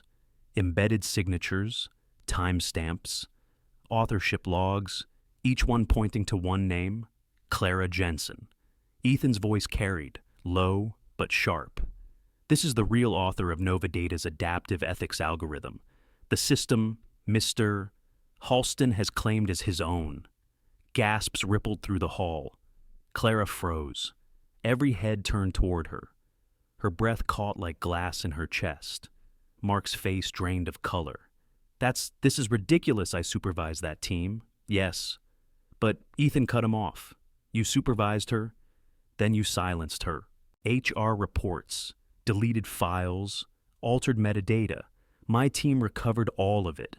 The silence that followed was electric. Cameras flashed again, faster now. The journalists in the front row leaned forward, fingers flying across keyboards. Mark's voice cracked. "You can't just come in here," and Ethan looked at him, expression unreadable. I'm Nova Data's majority stakeholder now." The words landed like a hammer. Mark's mouth opened, but nothing came out. Ethan turned slightly, scanning the room. There are people who work in basements, people who never get seen. Their ideas build the future, while others take the credit. That ends today. Then he looked toward the back. Clara. Her name hit her like a current. Rachel touched her arm. "Go." Clara stood on shaking legs. The walk to the stage felt impossibly long. Every sound blurred the click of her heels, the thrum of murmurs, the quiet pounding in her chest.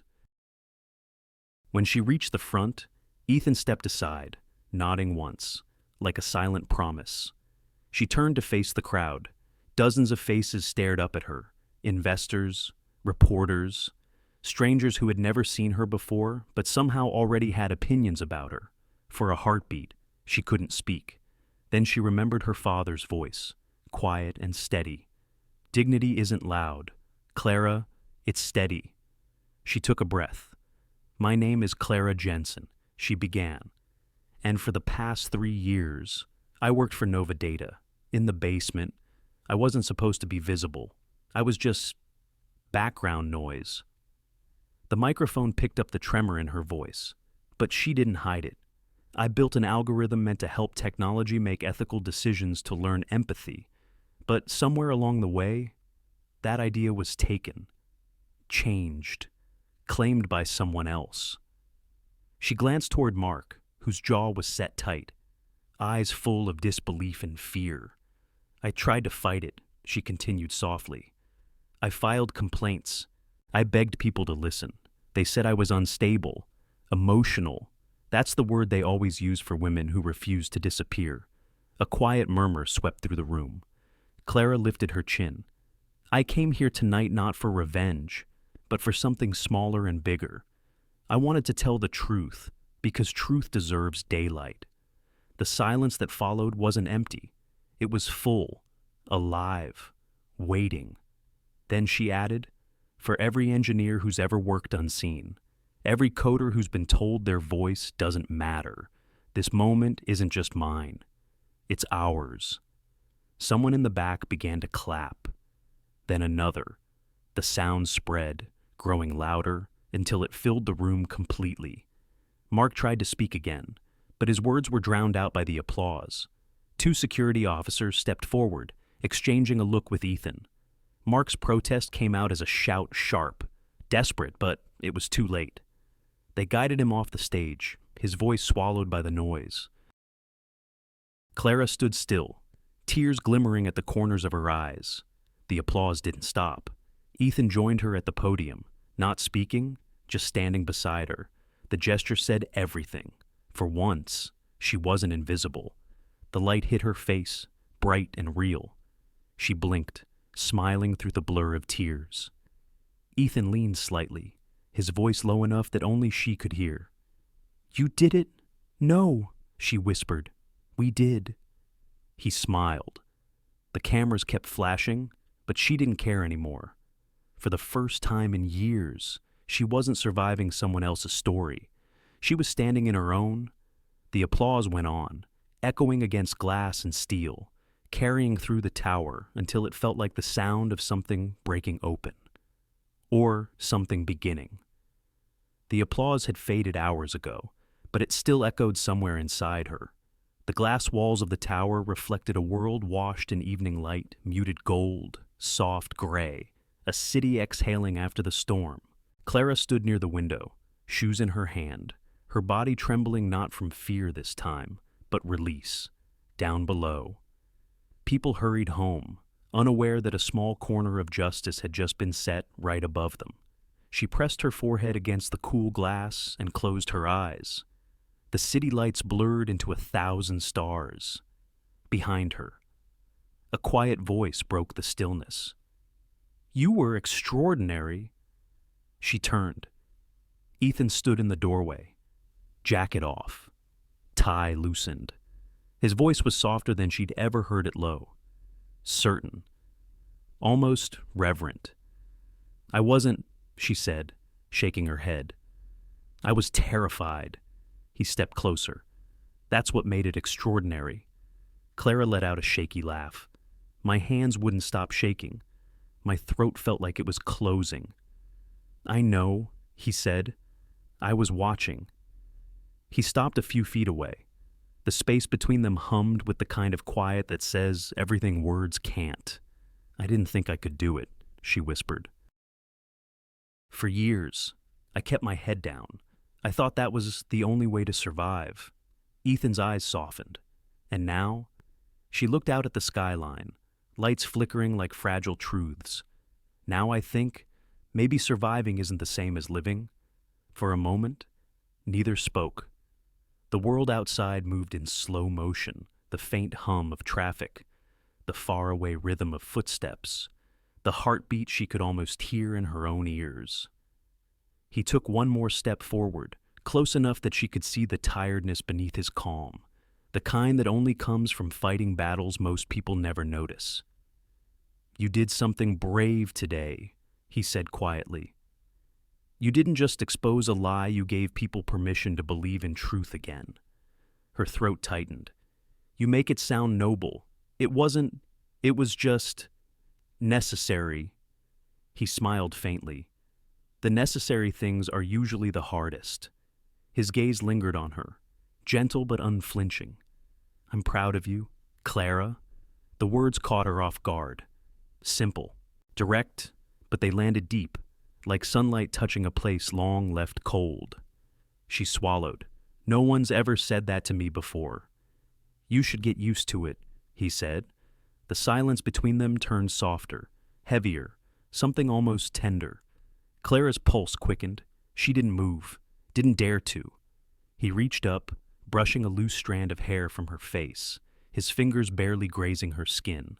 The gesture was slow, unhurried, as if he was asking permission without words. Her eyes met his. For a heartbeat. Time stretched, and then he kissed her. Not the way movies show it, not with urgency or fire, but with quiet certainty. His hand rested at the side of her face, thumb tracing the edge of her jaw, while hers found the fabric of his sleeve, holding on like it was the first solid thing she'd touched all day. It wasn't a grand gesture. It wasn't meant to be. It was simply peace. When he pulled back, the air felt different, softer, lighter. Clara looked up at him, eyes shining. "You didn't have to do that." "I know," he said, smiling. "That's why it mattered." For a moment, all she could do was breathe. She hadn't realized how long she'd been holding it in. Ethan glanced toward the city, then back at her. "They'll talk, you know, the press, the board, everyone. Let them," she said, voice steady. "For once, I don't care." He chuckled, low and warm. "Good." She turned toward the window again, the last of the daylight spilling over her shoulders. Below, the city lights shimmered like quiet applause, and somewhere inside her, a calm began to take root. Maybe courage was never loud. Maybe it was just steady, like the hum of her father's voice when she was small, telling her not to give up, like the rhythm of keys clicking in the basement when no one else believed, like the steady heartbeat she'd finally learned to trust again. Ethan watched her, his expression unreadable but full of something she could feel rather than name. "Do you ever think," she said softly, "that all of this, everything we go through, is just life trying to remind us who we are?" He tilted his head. "And who are you, Clara Jensen?" She smiled faintly. "Someone who's done hiding?" Outside, the clouds began to lift, revealing a faint scatter of stars over the Seattle skyline. The glass reflected both their faces, hers, tear-streaked but serene, his, calm and certain, shadowed by something tender.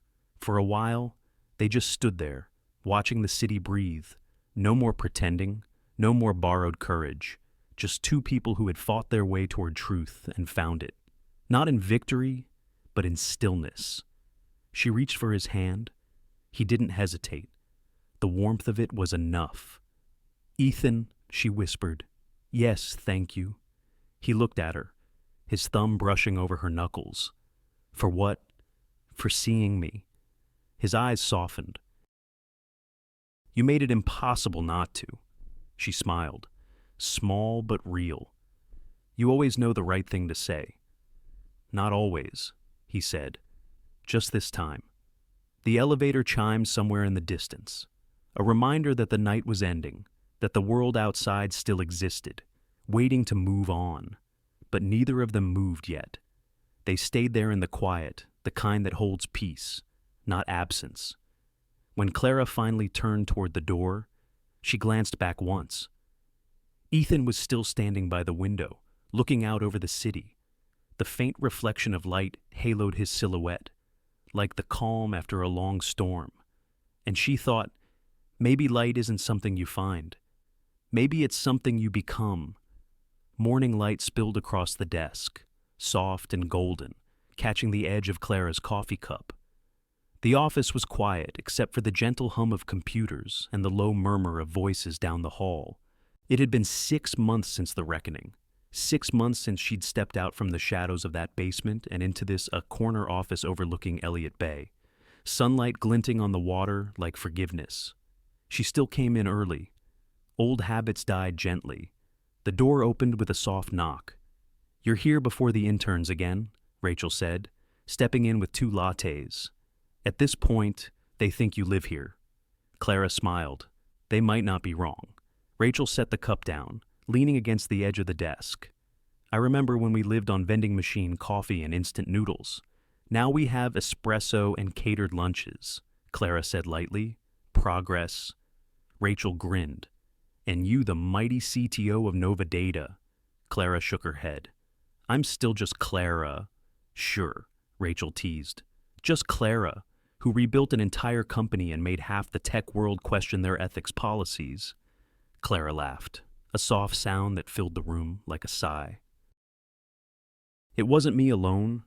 Rachel studied her for a moment, then said quietly, "You know your dad would be proud." The words landed warm. Clara turned toward the window. "He's getting better," she said. "The doctors say he'll be home by spring. He's already asking about fixing the toaster." "Of course he is." They shared a look that mix of humor and gratitude that comes after years of just surviving. Outside, the day brightened.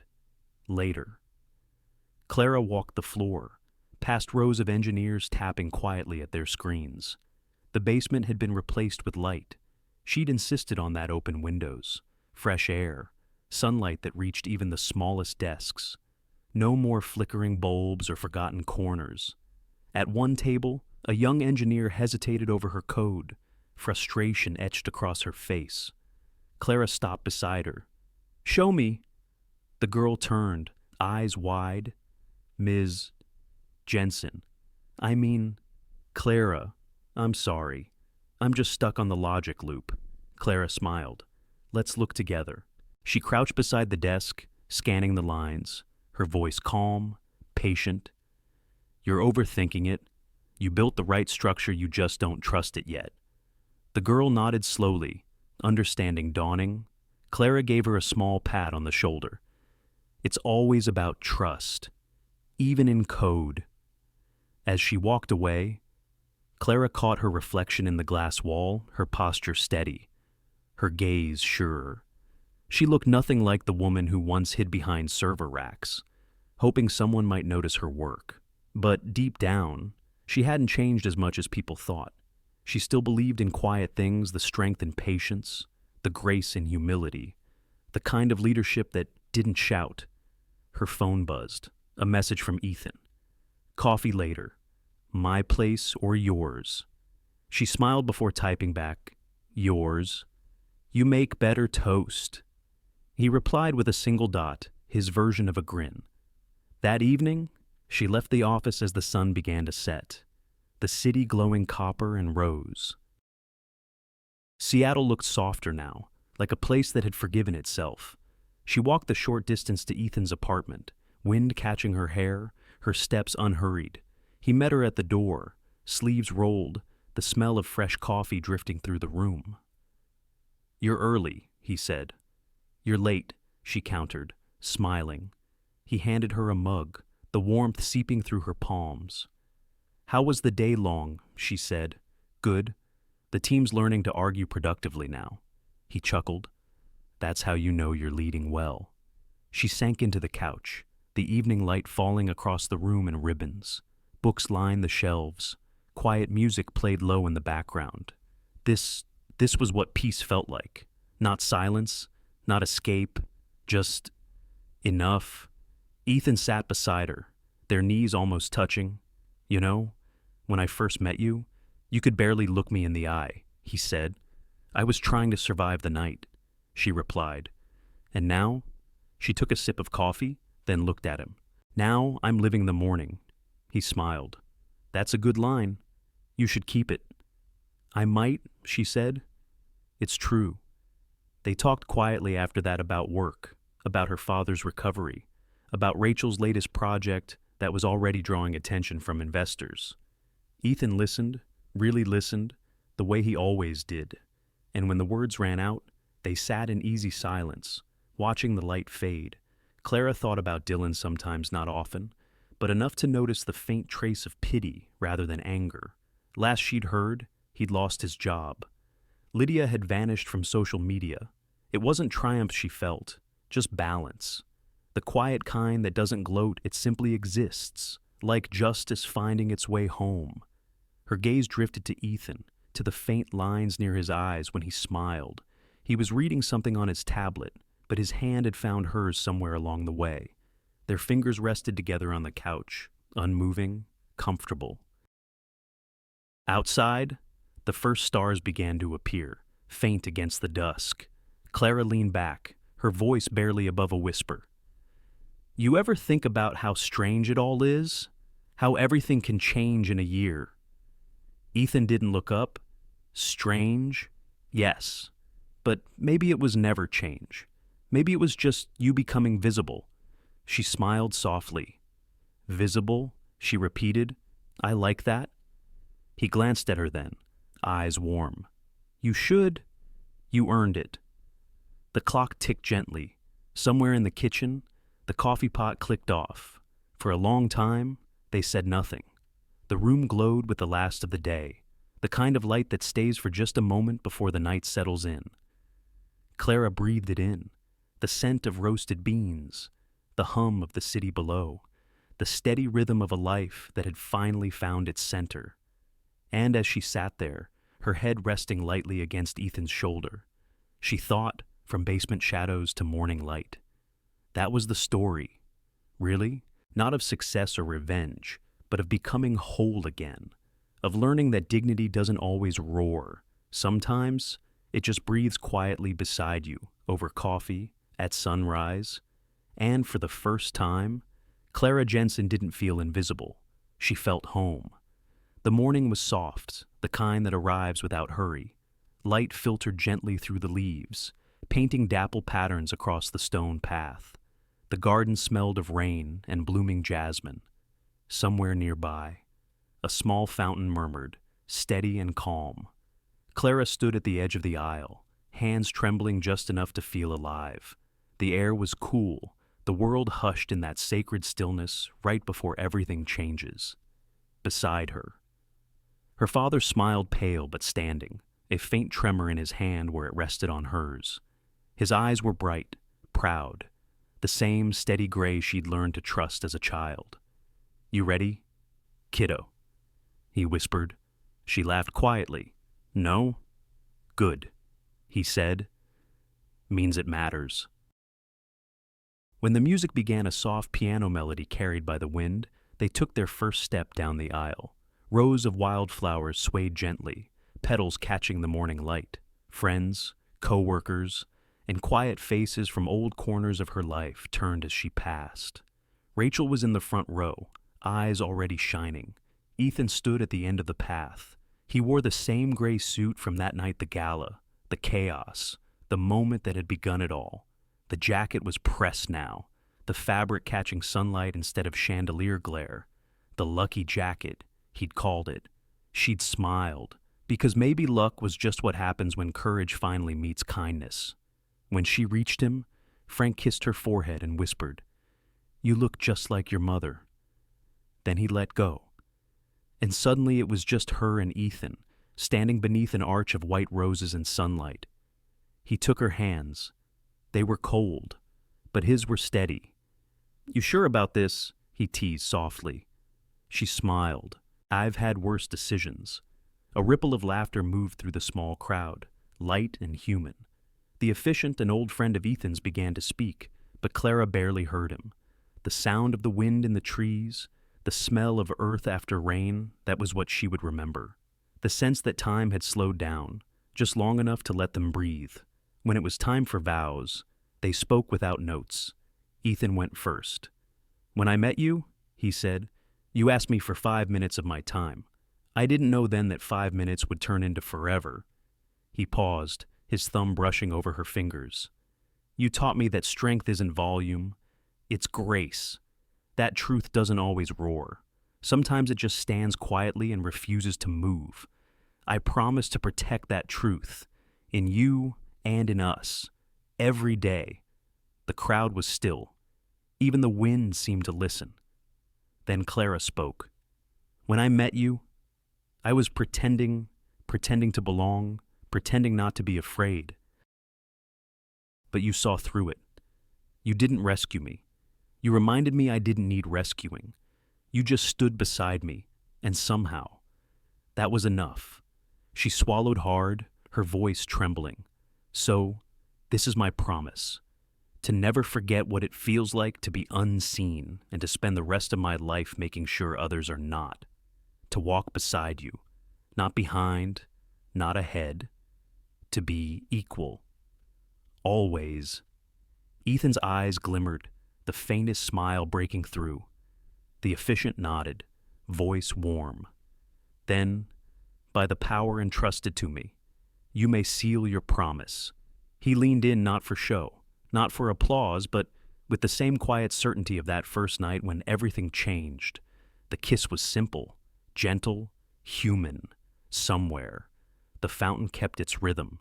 The garden breathed. When they turned to face their guests, the applause came like sunlight, bright, alive, unforced. Clara caught Rachel wiping her eyes. saw her father leaning heavily on his cane, but grinning wider than she'd ever seen. Later, during the small reception under the oak trees, she stood for a moment apart from the laughter. The world shimmered around her candles, flickering, children chasing bubbles across the grass, the smell of baked bread and lemon cake in the air. Ethan was talking with her father, both laughing about something mechanical and obscure. She watched them and thought, this is what peace looks like. Rachel slipped up beside her. "You did it," she said softly. Clara smiled. "We did." Rachel nudged her shoulder. "You know, that fake consultant badge really paid off." Clara laughed, the sound light and real. "Guess we were always better at writing code than following rules." For a while, they just stood together, watching the sunlight fade into the kind of dusk that feels like a blessing. When the music slowed, Ethan found her again. "Walk with me." They wandered down the garden path, away from the noise. Fireflies had begun to appear, blinking softly in the shadows. The air smelled like lilacs. He stopped near the fountain, the same one that had whispered through the ceremony.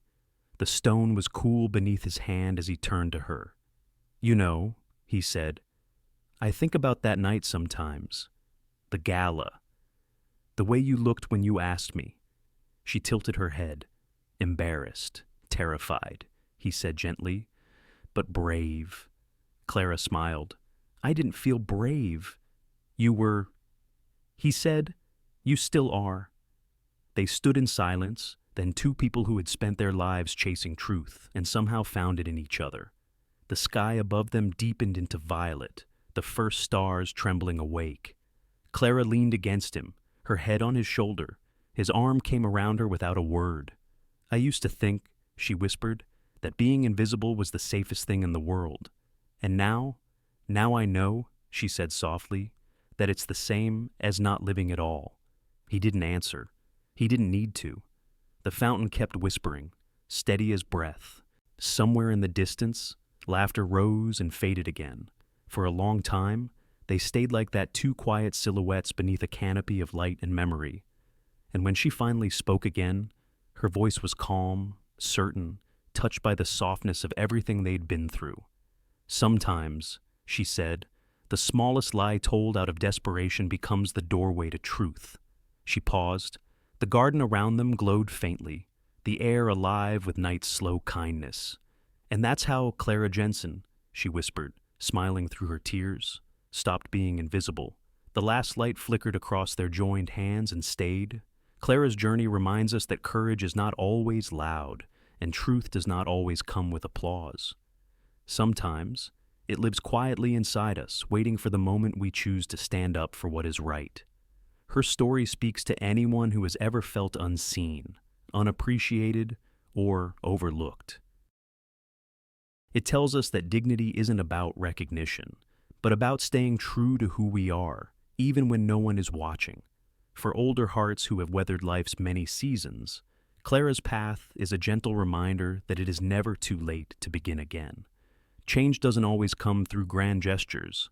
It can start with a single act of honesty, a quiet decision to no longer hide. Life will test us, and people may take what we've built, but integrity, once chosen, cannot be stolen. In the end, Clara found peace not in victory, but in authenticity.